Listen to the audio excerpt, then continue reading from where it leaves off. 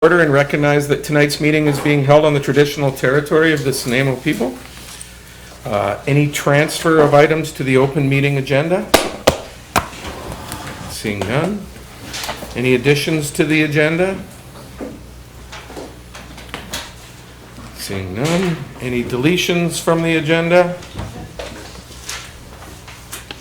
Seeing none. Any change in the order? Seeing none. Any objection to the approval of the agenda? Seeing none. Any objection to the approval of the minutes? Seeing none. Section 72 report. Any objection to receiving the Section 72 report?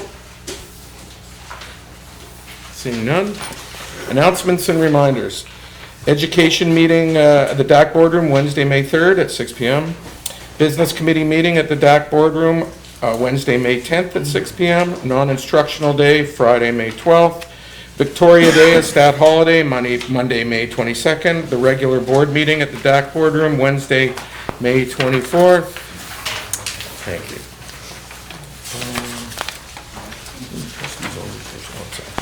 Presentations. Ms. Ross, welcome. Thank you.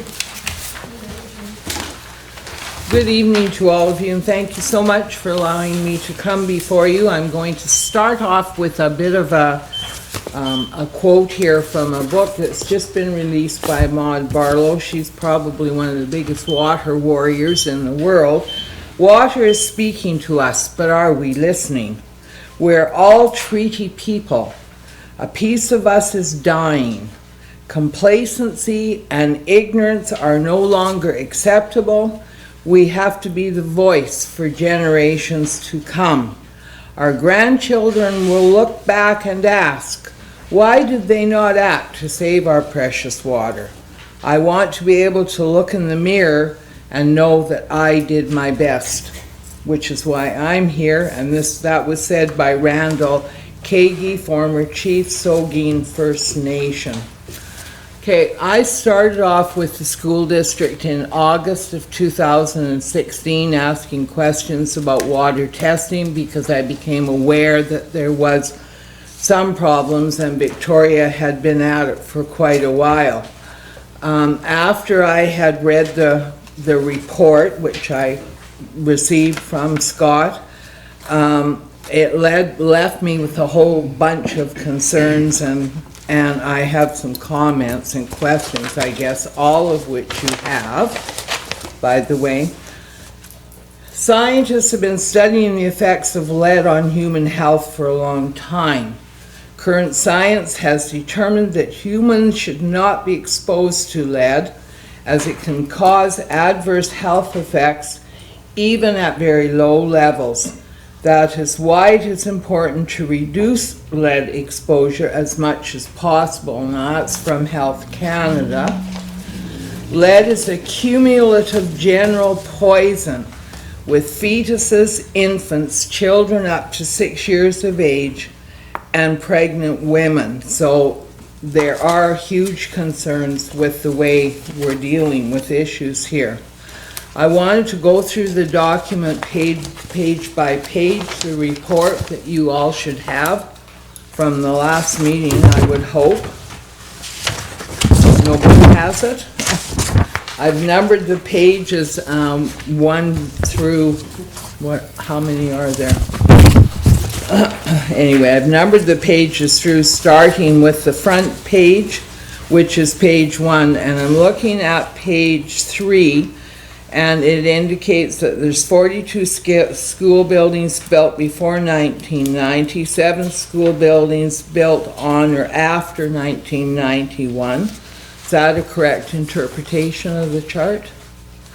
Can anybody answer? Or? Trustee Brennan? Chair, in fairness to staff, who I don't believe got this in advance. No, none of us got it. So I think that the questions should be taken on advisement. Mm-hmm. And the written response to Ms. Ross should be given. It's fine for her to pose the questions now, but right. I think unfair for staff to have to. Okay, that's fair. That's fair. As long as I get a written response, that would be really great. On page 4, the section indicates that all samples were taken after midnight on Sundays to represent the worst-case scenario, and I don't agree that that's the worst-case scenario.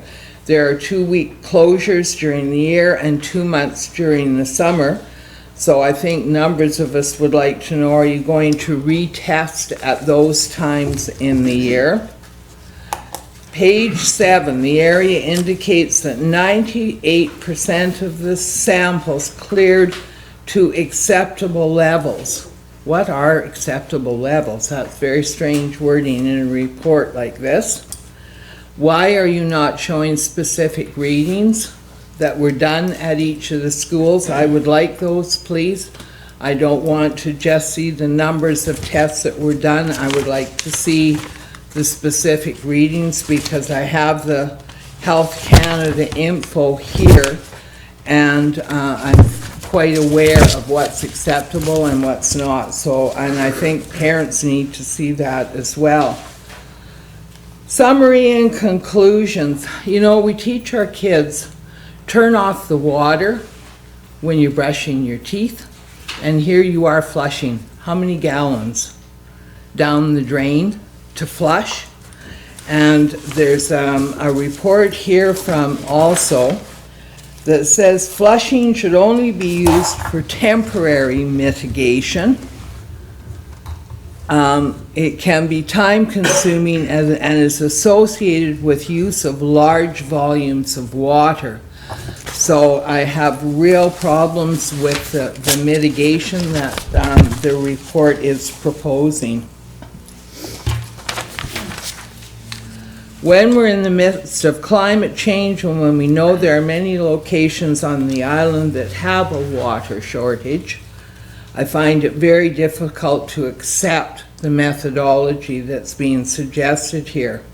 The report indicates that the procedures are sufficient to reduce the lead concentration. I'd like to know what sufficient means.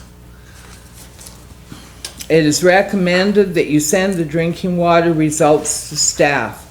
Why are they not being sent to parents? I think parents have a right to know, and I'm understanding from several of the PAC groups that they had no idea. They've made contact, but they had no idea that these tests were going on. If I had a child or a grandchild attending any of the schools, I would be extremely dismayed with the report. I have further questions outside the report. What is the strategy for the remaining schools that have not been tested? Like, I'm really concerned if you've had 3 or 4 or 6 schools high, what is there to say that those remaining schools aren't going to be high? Any of them. And we know full well there probably will be some of them that are high, and what's going to be done with it all? Is there going to be ongoing monitoring? And if deficiencies are still found, what corrective measures will be taken? Do schools built after 1990 get a free pass, or will they be checked periodically? There has to be a way to remediate, and I have information here which I can sure forward on to others that water filtration point-of-use filters are installed at individual fountains. Filters should contain activated carbon to remove dissolved lead in water. Appropriate certified filters must be used in order to effectively remove lead from water. And in my view, instead of the flushing, that is something that you should be considering, is putting filters on. And I agree it's going to be costly. It could be costly. However, I think the cost to the effects to the children in the district is far greater than that cost. And I had asked a trustee out in Parksville today, as a matter of fact, why the school districts aren't going together and going after the provincial government to get them to fund this. That's a provincial government problem, and I was told that most of the trustee groups do not get along very well, that he didn't see how that could possibly happen. So I think you may want to consider going after the government. They should be funding the cost. $70,000 won't cut it. It won't cover what you have to do here at all. You know, you have a lot of buildings, and most of them are pre-1990, so we need you, as I'm speaking for some of the parents as well, to relook at things here and look at another way. Thank you. Well, thank you, Ms. Ross. Thank you for your presentation. Your concern is shared with all of us, I can assure you. And you said something in there that's interesting, and it is the funding that we get. And we need to form a group together to go to the provincial government and push them on this issue. So thank you for your passion. Thank you for your commitment to making sure that we are sticking to this and making sure it's taken care of. We sincerely appreciate it. Anybody have any questions? Oh, it's not a question, it's a comment. Is there a question? Wait, again. Trustee Higginson? I have a couple of questions. So you talked about, and so I appreciate your knowledge and coming here to share your knowledge with us tonight, because you are certainly much more of an expert on this than myself, and we also rely on our staff to be experts, so collecting knowledge from everywhere is very important. That's part of our engagement with the community. So the pre-1990, I understand, is because of lead solder that was used in the pipes. Right, and literally, it was stopped in 1985, is my understanding. So there's, there's a That five, period. yeah. So is it just public buildings, or is it all buildings? So I think All buildings, people with houses that are built pre-1990 should be testing. Okay, so this is an issue that's happening in our public school buildings, but it's also happening in other buildings as well? Absolutely. Okay. Absolutely, and I worry because it's kids, and they don't have a voice, Yes. right? I mean, we have to be their voices. You have to, I have to. And I don't say that to try and make. No, I'm no, trying to I figure know out that, where no. the issue is and how big it is and all It's those very things. big. So, sorry, I have another Go ahead. question, Bill. Another question. Okay, so when you talk about the water being, flushed, and somebody who lives has a well, this is something that I thought of as well. And I wonder what other, you just talked briefly about filters, and what other suggestions do you have? knowing- Filters is the only thing, or change all the pipe. Okay, So you don't have the soldering, right, going on. I mean, it's the copper pipe that has been soldered, so if you remove the copper pipe, but that's a huge cost. So it would be easier to look at a filter process to go on to fountains, etc., right? And taps that are used by the kids in classrooms. I mean, I don't know what else to say here. okay, and I'll just finish up then. Thank you. Those are the two questions that I've come up with now. We do have a provincial advocacy process that we can certainly use, and when we get these questions answered, there's a section now that's been created on the school district website under the board, so your correspondence will be there and the answers will be there, so that everybody can see it and that it's Good. transparent, so everybody will be able to see the answers to your questions. Okay, because I will be posting my presentation on our website, on Vancouver Round's website tonight when I go home. I had indicated I would post it once you had it, so. Trustee Brosnan? I'm just wondering, I was a little concerned, you said you spoke to a trustee in Parksville? Parksville, You yes. suggested that we would not be able to work together? Yep, See, I would question that, and I would suggest that maybe we could be referring this issue to Vista and or provincial council. And I don't know if I should make a motion to that effect, or if we should table it for now, leave that for now, and deal with it at a future meeting. Yeah. Yeah, so procedurally, it has to go to new business before you can make a motion, Okay. because this is a presentation. And You're second of all, right, you're right. provincial council is in October, So we have time. so there's time. So let's leave that then for now. I'll make a note for the future. Trustee Kimler? Yeah, thank you for your presentation, and your letters and others' concern. My question is sort of personal, actually, because my home was built before 1991. In fact, I think it was in the early 80s. So do you have an idea of what a filtration system would cost? Like, no, I don't have. I haven't checked any of that out. I know there are houses in particular that do have filtration systems, so no, you'd have to check it out, I think. And I'm assuming then that the filters would have to be changed periodically? Yes. Not just Yep. good for Yep. forever? Okay. Thank you. Okay, you're welcome. Anybody else have any questions? Trustee Higginson? So it's not a question, I know it's a comment, and I apologize, but I think this is a really important issue that's just come up. I think that unfortunately what's happened is that it became, the public became aware of it through a 30-second news clip that, it's unable to tell the whole story. And that there is a very informative report that was given on April 12th that people can look at. I'm saying this again, so this is all on the public record because this is such a hot topic. And that the board and the district staff always do things with the students' best interests in mind. And we are working our way through this. And we would never do anything that would put our students at risk. And their safety and their health is our #1 concern, and that's the #1 concern of everybody here. And that people can be rest assured that moving forward that we are addressing this in as timely manner as is possible. And what does that mean? As It's timely as timely as possible. I mean, it took me 2.5 or 3 months to get even a response to my first letter in August, which I sent to all of you. So that in my mind isn't timely, and you've got a report that's out, and I think it needs to be acted upon. I really do. And I worry about staff. I mean, what staff are you going to use to tell people in schools what they have to do with water? Teachers are supposed to teach, support staff are there to do their jobs. They're not there to instruct kids on running water and until it's cold, as an example. I mean, I just find that whole scenario very unacceptable. So I would ask that you look at it again. Thank you. Thank you, Ms. Ross. Thanks. Thank you. All right, correspondence, 11.1.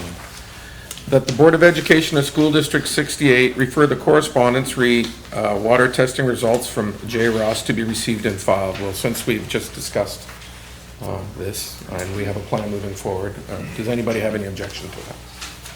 Seeing none. 11.2, that the Board of Education of School District 68 refer the correspondence French immersion in Ladysmith Secondary School from Ms. Sergretto to be referred to staff for a response. Does anybody have any objection to that? Seeing none. That the Board of Education of School District 68 refer the correspondence the transportation policy from A. Pounds to be referred to staff for a response. Does Trustee Brozovich? It's not so much a objection per se as a request. Could it also come back, move that we also bring it back to the business committee for a report, because this has policy implications, and I'd like to hear from staff more as to how big a problem, just the severity of this problem, particularly in this one particular area of the district, and whether we do need to address it, because I have heard that there's more than one person who's got this issue. Okay, so at this point, I think the best way forward is to talk to the business chair, make a request for the agenda setting committee that you would like this brought back Okay. to the business committee. Okay, yeah. Okay. All in favor of any objection to this? Seeing none, moving on, thank you. 11.4, that the Board of Education of School District 68 refer the correspondence programs moving to John Barsby from Ms. Doyle to be received and filed. Trustee Brandon? A motion, Chair, that to be referred to staff for response. And the reason for this is it's a sensitive issue. Also, Ms. Pongratz Doyle has been a long-serving PAC member and an engaged parent who takes a lot of responsibility and is very caring about the school system in this community. So I think it would be polite to send her a response and respond to her concerns. And she may not agree with the response. Clearly, she won't agree with all of it, but at least we seem to be acknowledging her interest and taking it seriously. It was seconded by Trustee Brozovich already. Any other discussion? Trustee Solomon? I see no problem with that at all. I would certainly expect that any correspondence that we have addressed to the board and to our, would receive a response. I'm a little unsure why this needs special. Well, no, when we go through the agenda setting committee, we look at all the letters. Some are referred to staff. Some Are are, they not responded to? some are received and filed. I don't believe in hers there was any question, but anyways, It's not an issue. I mean, it was received and filed simply because the issue had been already dealt with, but you brought up a good point. So, anybody else? All in favor? Opposed? Carried unanimously. Where are we here? The Board of Education of School District 68 refer the correspondence partnership proposal from S. Cochran to be referred to staff. Does anybody have any objection to that? Again, this would be the same, I guess this would be the same as what we said previously. Yeah. I would contact the education chair if I have further. Yes, or business And group. I'll tell you why staff, because this is a request for funding, so staff needs to come and tell us, they need to work with this community group and decide whether this is a, it's not our job to set that kind of funding, so Okay. that's why we said, refer it to staff so that they can work with the partner group and decide if it's something that they need to bring forward to us. Okay. 11.6, that the Board of Education of School District 68 refer the correspondence re Rutherford transition team from Kay Schneider to be referred to staff. Does anybody have any objection to that? Seeing none. Trustees' zone reports. Trustee Brosgate. Oh, sorry, thank you. I don't have a lot to report. I will admit, I have not been able to get out to my schools nearly as much as I'd like to. In the last few months, I have been keeping in touch with various people, but I've been having some health issues that have prevented me from doing a lot of travel. Okay, thank you. Trustee Kinley? Dale, can you set the timer, please? Thank you very much. That was very, I think, that wasn't. Ladysmith Intermediate School, so their school's going through grade 6 immunizations. So it's a reminder that the second 2-dose immunization series will be done at the school in the next few months. Students that have signed consent forms from their parents received their first dose in the fall, and the second will be administered by public health nurses. And it will include vaccinations for hepatitis B, chickenpox, and HPV, which is only for the girls. FSA results were complete for grades 4 and 7. And the FSA exams were marked and sent home with students before the spring break. Parents are encouraged to look over the results with their child and invited to contact the school if they have any questions about the results or the tests themselves. Ladysmith Primary School is holding a fundraiser. The Ladysmith Primary is hosting the second annual Ladysmith Elemental 5K run, which takes runners through the picturesque town of Ladysmith and through some of its many parks and trails. The race starts and ends at the primary school at 10 a.m. on Sunday, May 7th. The event has been coordinated by the LPS PAC as a fundraiser with all proceeds going towards LPS, and I have a website for those that want to pony up their $20 and walk or run the 5K. Ladysmith Primary School also has a Welcome to Kindergarten program that offers resources and strategies for families in support of children and early learning. So LPS will be hosting their Welcome to Kindergarten orientation session on Wednesday, May 10th from 10 until 11:30. Registered kindergarten students will participate in a variety of play-based activities and stations, and they'll get a little bag filled with activities, ideas, and books to help prepare kids for their first exciting year of school. ECOL Northwestern has their PAC PlayStation Committee has entered ECOL Northwestern in a BCAA Play Here contest. Judges will select the top 10 entries from across the country, which will be announced on May 22nd on Global TV. And after the announcement, people will vote for their favorite of the 10 finalists. There will be 3 grand prize winners, and they will receive up to $100,000 in revitalization services. There'll be some consolation prizes of small monetary amounts, which may be awarded by the BCAA. And then there's a link to the submission from ECOL Northwestern. In Ladysmith Secondary School, they're working together as one project. The traditional Coast Salish House backdrop has been completed, and the First Nations carver John Marston now has a platform upon which he will be carving a welcome figure that will ultimately grace the foyer for years to come. An opening ceremony and cedar plank weave backdrop was completed earlier this month and looks and smells amazing. And in addition to the engaging and interactive artistic work by the carver, First Nation elders will also be coming to the school to share their experiences, their culture, and stories with interested students in an open-minded, authentic, and engaging way. And so it's kind of interesting, this project, which has been going on for some time now, it's really at the very beginning. Thank you. Thanks. Trustee Ball? Thank you. I only have a few things to report. Let's see here.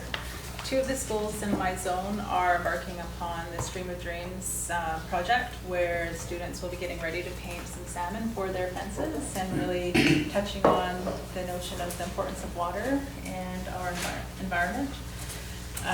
Very much looking forward to that because I get to paint some salmon with the students. Wellington Secondary School is also working on a project called Screenagers, and this is in partnership with the Central Island Healthy Lifestyles in collaboration with the Vancouver Island Health Authority, and it will be taking place on May the 18th at 6:30 at their school. And this will be open to the public to raise awareness on the impacts on health and wellness with excessive screen time. And also in the school, all of the grade 12s are participating in what they call shoot to kill. So there's a bunch of grade 12s throughout the district that are part of a contest to shoot each other with water guns. And I guess the last person surviving wins like $600. So very exciting. Interesting. Thank you. Trustee Robinson? Yes, there is I don't know if you guys have heard about the spaghetti bridge competition. It's part of Skills Canada. They had a competition up at VIU, actually it's Province Match.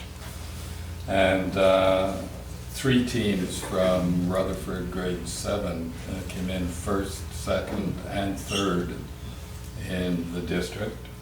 And the number 1 team went to the provincials, where they came 4th in a field that was made up of mainly grade 8 to 10 students. And they were the top grade 7 team in the province. Had the chance to spend 20 minutes or so in the classroom, and congrats to their teacher and the kids. It was a joy to be in that classroom.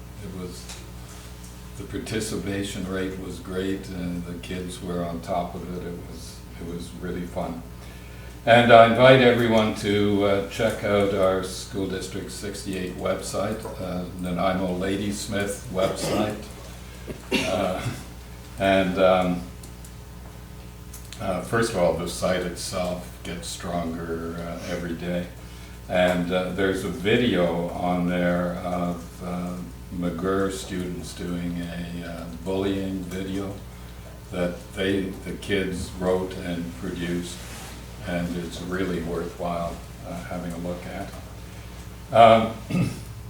As I think you all know, I approached Literacy Central Vancouver Island and requested that they ask me to be on their board, which they did. I just felt we should be connected to them. And I became aware just in the last month that I'm not sure if you're aware of the Bears and Beams program.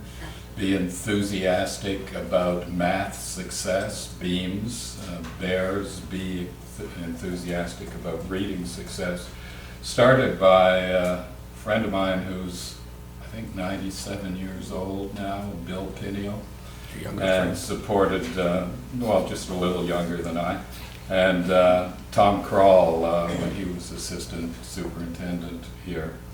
I became aware that there are none in my zone. There are no Bears and Beams programs north of the city, many in the Barsby school system. And it's a fabulous, fabulous program. So I have asked the Literacy Central Vancouver Island to work with and ensure us that they have can get the volunteers required, and hopefully we'll give them an opportunity to present to our principals and get that program known. Great benefit to the kids and the volunteers. love the opportunity to get in and work with kids. I encourage trustees, yesterday, I think it was, I went to the ABED Professional Day. Ann Kenny puts together 3 or 4 of them a year. A great opportunity to hang out for the day with our ABED staff and some neat things. One of the highlights, someone came up with the idea that if you catch a kid doing something that they shouldn't be doing in the classroom, the action should be, that's surprising, that's unexpected, in our school, and go on. So it's a way of, rather than jumping in on the poor behavior of thinking, oh my gosh, that's unexpected. I thought it was great, an interesting approach. And yeah, the last thing, I was in conversation with a group of our staff members, and somehow residential schools came up. I'll make this very short. Someone who really shouldn't be thinking this way said, but when are they going to get past it? When are they going to get on with it and move on? And I really, it hit me that that's something, at least once a year, we should be hitting that, because that's, I've talked about it with a number of teachers and other staff since that happened. And apparently it's very common, even common among our staff, and that's just not good enough. So that's my report. Thank you, Trustee Robinson. Trustee Solomon? Yeah, just a couple of things. The Bears and Beams, yes, it was actually a really important program at Georgia. Back it probably still is. It still is. Yeah, it's a really, really good program. So I know Derek Beeson had presented a couple of weeks ago, and I had a chance to meet with him before that. I went to visit the program over at ND, and I'm always impressed, in terms of what they've been able to do. And one of the things I will say is that it is imposing, it's intimidating sometimes for some individuals to enter into the school, the actual physical school setting, and I think that ND perhaps presented a bit of a challenge, I think, for some kids. And so he was fairly positive. I mean, he's a very positive individual. I know Debbie Marshall as well. They're very positive, and I really believe that there may be it may be a little bit less imposing in a new situation as far as I certainly expect that to happen. I think it's going to be positive. So. And I'm just going to mention that there's a science fair at Cedar Elementary tomorrow. Everybody's welcome. I'm going to be there in the afternoon, so it's always a good program. The kids do really, really well with it. They get really involved with it, so that's about it. Thank you, Trustee Solomon. Trustee Brennan? Thank you, Chair. 3 of my things are quite almost stale dated because I haven't had a chance to present on them until now, but I will anyway. I attended a presentation by Lieutenant Governor Wishon at North Oyster. She was quite engaging with the kids. They asked questions about government and the Crown. Unfortunately, she called it Oyster River School, but she was correct, I think. I also went to the Nanaimo China Association's Lunar New Year Festival at Devon Park, and it was really engaging to see the young dancers, many of the students in our school system, continuing their cultural practices and dances. It was quite independent, it was packed to the gills. And then I also went to the Sports Awards banquet. And again, some superb athletes from our schools winning awards. And I stood beside a volleyball player, and I felt like I was a dwarf. She was very tall and obviously very talented. And lastly, there is a Writers' Festival in Nanaimo starting tomorrow and going through until Sunday. You can find the program at bcwriters.ca. And on Friday afternoon at NDSS, there's an event. I didn't make a note of it, but if you go on the website, you can find the program. Some of them are full. Many of them are free, and they deal with everything from finding your muse to publishing. So if anybody has aspirations to become a writer and tell their story, encourage them to go to some of those events on the weekend. Thank you. Great, thank you, trustee Brennan. All right, moving along, 13.1, the Education Committee, trustee Higgins. Strategic plan update, that the Board of Education of School District Number 68 in Nanaimo Ladysmith approved the proposed changes to the board governance policies 1.0 foundation and direction. Can I have a mover and a seconder, please? Moved by trustee Kindler, second by trustee Bob. Any discussion? All in favor? Opposed? Carried unanimously. Thank you. That the Board of Education of School District Number 68 in Nanaimo Ladysmith for Section 1 Board Governance 1.7, the continuous improvement of instruction and assessment to staff and to report back in the fall of 2017. Can I have a mover and a seconder, please? Moved by trustee Brozvik, second by trustee Robinson. Any discussion? All in favor? Opposed? Carried unanimously. Chair, just before you go on, I just want to mention that in light of what trustee Robinson was just talking about, the comments he heard about residential schools, that we should be really proud of ourselves for putting reconciliation in our school goals. I think we are one of the first districts that I've talked to that has done that, so we're starting, and now it's part of our strategic plan. It'll be part of school plans, ideally part of learning plans. We have to start talking about this in a much more direct way now in our strategic plans. I was just reminding us that Yeah, we're not 100% of the way there yet. that's why it's in the plan. I think it's a good idea. Okay. Great. The update 13.1.2. Oh, yeah, still, right. The Board of Education of School District Number 68 in Nanaimo Ladysmith amend the updated facilities plan 2020 vision for the years 2017-18 to 2019-20. Oh my God, 2020? To include this, really old. To include the 7 additions outlined in the action sheet dated April 5th, 2017, including the discussed amendment in motion EC 17040506. Can I have a mover and a seconder, please? Moved by trustee Solomon, second by trustee Kindler. Any discussion? Seeing none, all in favor? Opposed? Carried unanimously. Thank you. From the Business Committee, trustee Kindler. 13.2.1, 2017-18 proposed preliminary budget. That the Board of Education of School District Number 68 in Nanaimo Ladysmith to adopt the 2017-18 budget as presented on April 12, 2017, which includes a $1.5 million restricted contingency from the accumulated surplus funds as outlined in the presentation presented on April 5th, 2017. Can I have a mover and a seconder, please? Moved by trustee Bob, second by trustee Robinson. Any discussion? Trustee Brennan? Thank you, Chair. Just briefly, this is the 16th school board budget I've been involved in, but I won't be supporting this one. I'll be brief. I just don't see that it is a sustainable budget. I think it is selectively sustainable, and for that reason, I will not vote for it. Thank you. Trustee Brozvik? I'd like to propose an amendment, please. I'd like to move an amendment that I'd like to add, and that should the district not receive the funds required to maintain our non-enrolling teacher staffing levels to the current level, that the funding required to maintain them will be taken from our 1.5 million contingency. I need a seconder. Do you need any help with that? Well, we need a seconder. I need a seconder. I wrote down. I'll second it for discussion purposes, but I Okay. don't understand.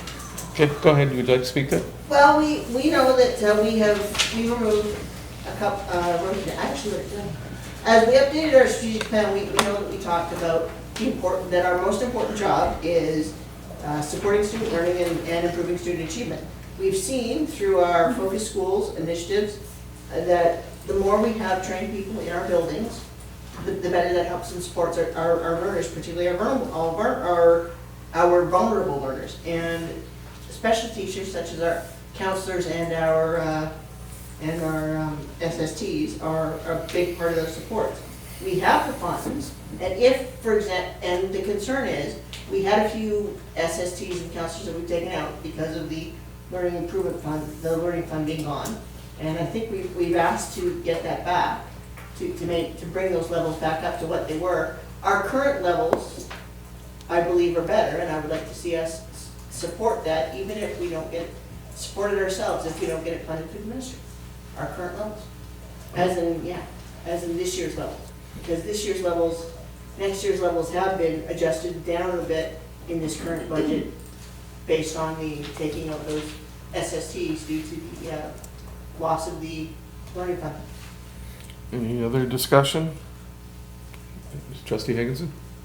Yeah, I'm not gonna support this motion, and I'm not gonna support it because I feel like the time for this discussion was at the committee when this was discussed. I understand that we have time periods in between for a sober second thought, and that's Yeah, never and that's happened. exactly what happened. I don't think that it's because of the loss of the learning fund that those numbers are changing. It's because we were over and above the contractual language that is now required. And within those teaching positions, those non-enrolling positions that you're talking about, there's a number of other positions as well that we have found the way to make them work. And I think that the system is going to be feeling shifts and changes as we return back to, I keep calling it the new language, but it's actually the old language, the new old language. And we have to do our best to maintain those positions, the non-enrolling positions like our social justice advocates, like our I&I coordinators, those types of things as well from our operating funds. That's where it's coming from. And so I am not in favor of us losing our social justice advocates or losing our I&I coordinators. I think those are really important positions, and so I'm not supportive of this. And I think it's important for us to make sure that we use the right language. Like we are meeting our contractual obligations with those numbers. We're not going to be below them. It just happens to be that we were above them before. And so now we're going to have smaller class sizes. We're going to have better composition issues, and the hope is that those student support numbers won't necessarily need to be as high. So I think it's important for us all to be okay with being in a transition period as we move through this for the next couple of years. Anybody else? Mr. Blaine? Yeah, just for information from the board, if I understand the motion correctly, just for your own information, if it's a 7 FTE that we're referring to of lift, that's approximately $735,000, just for your information. Okay, anybody else? All in favor? Opposed? Motion is defeated, opposed by trustee Robinson, Solomon, Brannon, Bob, Ray, Higginson, and Kimler. Thank you. So back to the original motion. Trustee Kimler? Yeah, thank you. I just wanted to add that this is a proposed preliminary budget, and it's really part one of a two-part budget because of the Supreme Court decision. And this budget represents pretty much a status quo as if we weren't going to get any money from the Supreme Court decision. And there have been some minor tweaks and alterations, and when I say minor, I mean some of them are pretty high dollar, and the big one that I can think of is the lift fund being removed because of the Supreme Court decision, and we don't know how that's going to shake out yet, and it's a matter of staying tuned. But anyway, I just thought I'd provide that as more information. Thank you. Anybody else? All in favor, trustee Well, at this President? point then, I have thought about this issue a lot over the past week, and it took me a while to come up with that, and looking through the numbers. So at this point, I'm not going to support this, the budget as it stands. I imagine I will in the end, but at this point, I'm just not comfortable with this. Okay, thank you. All in favor? Opposed? Trustee Brozovic and trustee Brennan opposed. The budget carries. Thank you.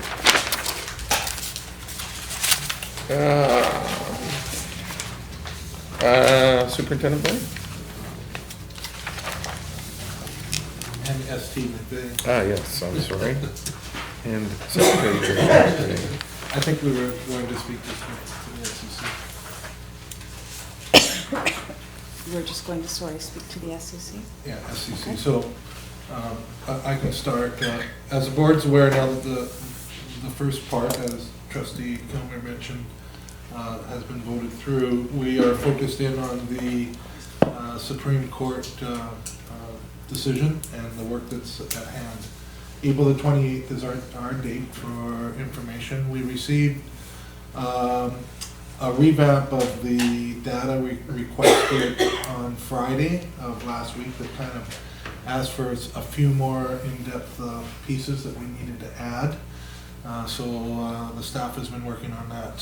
Facilities, learning services have been working extensively around that interaction between the two, meaning new rooms being opened, portables being brought to light, where those will be.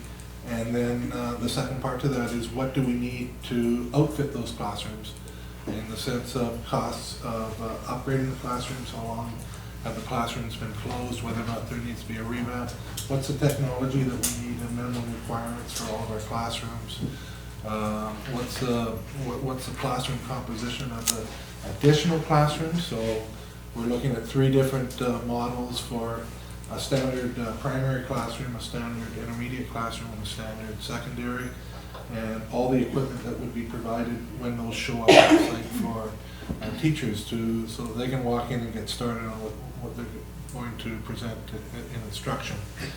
So it's quite significant. It involves our purchasing department and many others to take a look at. We've had I think I can safely say that every building in our school district has been visited by facilities and learning services together to have a look at the implications of the additional divisions and what it is per se out there in the field and how that affects. So questions that we can respond on is around childcare, extended programs, all those types of things have each and every one of them have been talked about in the schools. And we have been sticking with the ministry guideline as minimal disruptions as we can for the instructional practice in the schools and also those other community programs that have been involved in schools. So to our utmost abilities, we're trying to maintain that integrity of the types of things that we've developed over time around the vulnerability levels in the schools, specific community of learning that they've developed. There has been some sticking points, as there always is, in a project of this magnitude. One of the biggest sticking points is the moving target we continue to have from the ministry. As they dig down in the information, it just brings up more questions for them, and then those questions come out to us as a response. So it's really a kind of a moving target thing. But the 28th of April is the big date for us. We put the information in.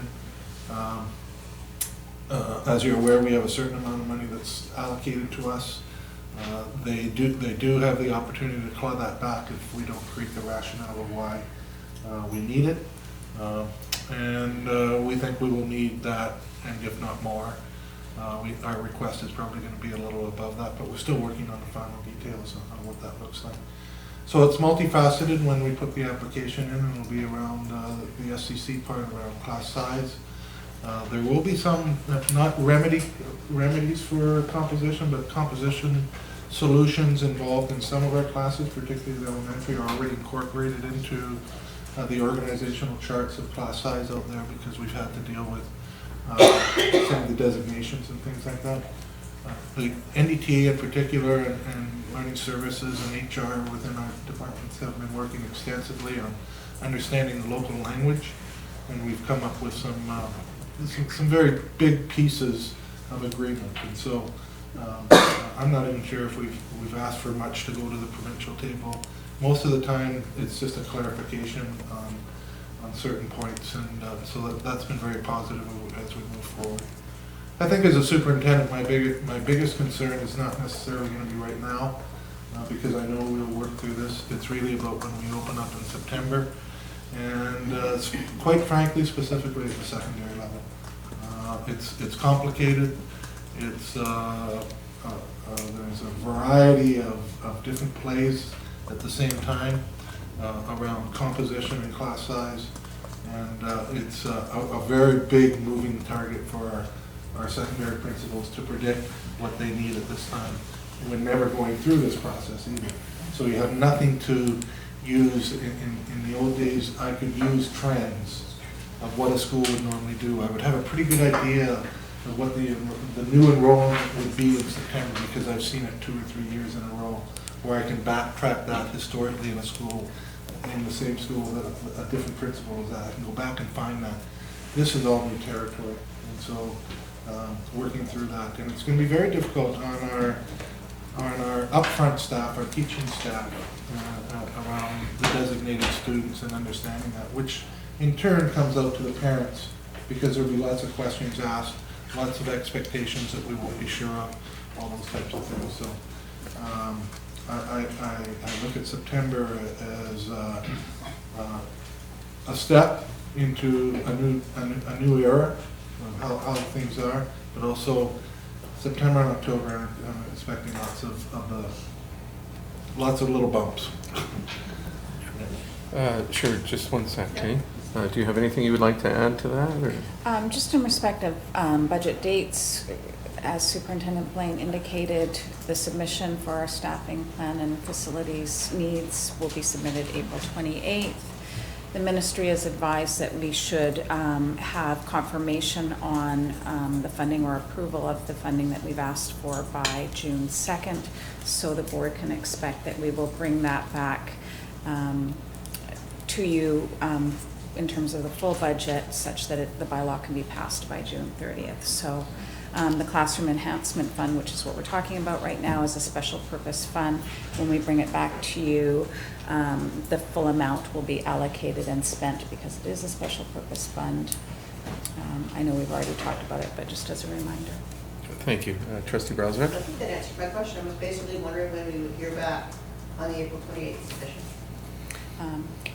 I think they're hoping that we might hear back sooner than June 2nd, but June 2nd is the date that we've been given. Trustee Higginson? Thanks. So I just want to start by thanking, everybody in the whole system right now. There's not really anybody who's not working overtime on this. This is a monumental change that everybody's dealing with, and I'm thankful to our partner groups and our senior staff who have been working quite well together on this. And I'm just also thankful to our principals and our staffing committees who are also working on this. So there's a lot of work being done. There's still a lot to be done, but I just want to express my gratitude for that. I'm also just wondering, because this is a hot topic that's making news provincially, as boards and districts move through this, about after school and before school cares and daycares, and whether we are going to lose any of those. I know we talked briefly about this in closed, but I think it's important to talk about it in open, because if I was a parent, I might be kind of waiting for that shoe to drop, and I just wonder where we're at on that process. Through the chair, and I hope Mr. Sable will correct me if I'm wrong, but my understanding is that there may be a few subtle shifts and changes, but no after-school programs or before-school programs have been asked to leave the schools, or is that correct? Yeah, and so there has been some subtle shifts around multi-purpose rooms and where and the site of where we can house them and things like that. But on the whole, we're doing pretty good around that. So at this point, as far as we know, because like you just talked about, this is a moving target. No, at this point, there's no. They're staying in the building, they just might not be staying in the same place that they were. That's excellent news, thank you. Trustee Kimler? Yeah, just out of curiosity, what's the approximate value for the Part 2 part of this budget? We have an approximate value. You can only quote the money that's been given us so far, $7.3,785,000. So the 7.3 is for cost size, first phase money, and the 785,000 is for admin costs that do not include senior management's time. Okay. The only thing I can add to that is, again, the funding's notional. It would seem that we might have been allocated less than some of the neighboring school districts, and our ask will be bigger than that, but we don't have a number as of yet. Thank you. Thanks. Anybody else? Great, thanks a lot, you guys, great job. Unfinished business, seeing none. New business, 16.1, that the Board of Education of School District 68 direct the chair to send a letter to the BC Coalition to End Distracted Driving to confirm our support for their efforts. The chair will also include a copy of our logo, which they will use on their promotion materials to indicate our support. Can I have a mover and a seconder? Moved by Trustee Robinson, second by Trustee Brennan. Trustee Robinson, would you like to speak to this? Yes, I was approached roughly a month ago by Greg Phillips, a trial lawyer, chair of the Nanaimo Chamber of Commerce, and many other things one of the 20, under 40 business leaders on the island. Anyway, the trial lawyers are one of the many groups supporting this motion, and he asked me if I could bring this motion forward to our board. I felt it was a bit of a no-brainer. There is a link for those who would like more information here. Distracted driving is the cause of, it's a huge number, I don't have it on, and young people are a major part of that group of deaths due to distracted driving. It's a no-brainer to support it, in my opinion. Thank you. Trustee Higginson? I'd like to propose an amendment, which is just to stop the motion at the end of efforts, to confirm their efforts. Well, I think this is a no-brainer. I hesitate, and maybe I'm just being, too particular, to allow people to use our logo yet. I did go to the website and stuff, the link that you provided, but it still seems like it's at its infancy, and I'm just a little bit hesitant about providing our logo. I believe a letter would be great that they could use, and then perhaps we can revisit the logo in the future. Okay, can I have Oh, I didn't get a seconder. Yes, I was just gonna, can I have a seconder for,